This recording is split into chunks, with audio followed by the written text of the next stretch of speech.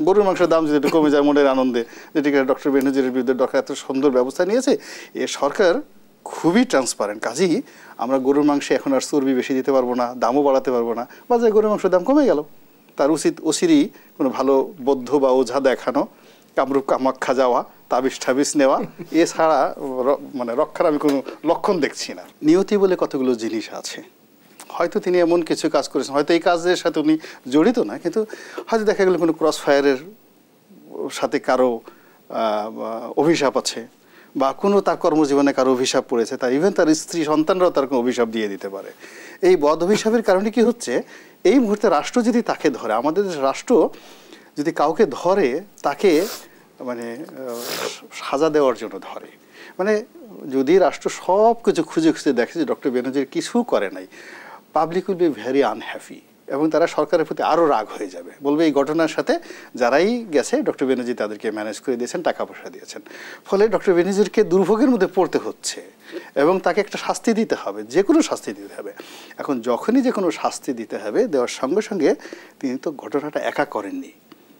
এত বড় দুর্নীতি যদি হয়ে থাকে বা যা কিছু করে থাকে, তার একটা চেইন আছে।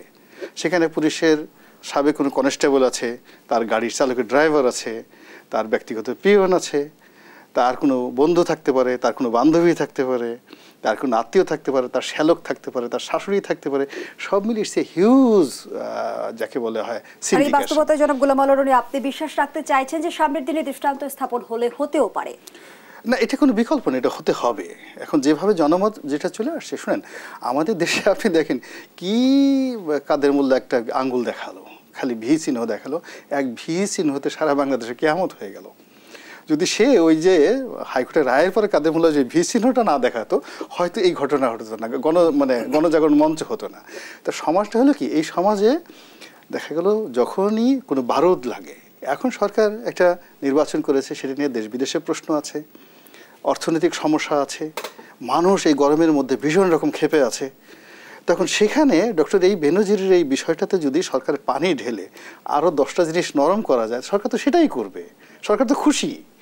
মানে এখন ডক্টর বেনজিরকে যদি শাস্তি দেওয়া হয়, ফাঁসিতে দেওয়া হয়, ক্রস ফায়ারে ফেলে দেওয়া হয়, তাহলে তো সরকার কোনো ক্ষতি হবে না। তাতে যদি উত্তাপ একটু কমে, জনগণের মনে শান্তি হয়, তরমুজের দাম একটু কমে, অসুবিধা নাই তো।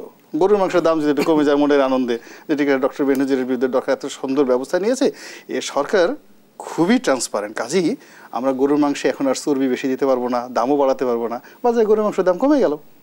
তো যার জন্য সরকার তো সেই সুযোগটা নেবে, এবং সেই সুযোগের কারণে আমার মনে হচ্ছে যে ওনার এই যে তকদিরের এই জায়গাটিতে অভিশাপগুলো এই মুহূর্তে মাথার উপর খুব ঘুরপাক খাচ্ছে। তার উচিত অচিরেই কোনো ভালো বৌদ্ধ বা ওঝা দেখানো, কামরূপ কামাখ্যা যাওয়া, তাবিজ ঠাবিজ নেওয়া, এছাড়া মানে রক্ষার আমি কোনো লক্ষণ দেখছি না। আবারও বিরতির সময় হয়েছে।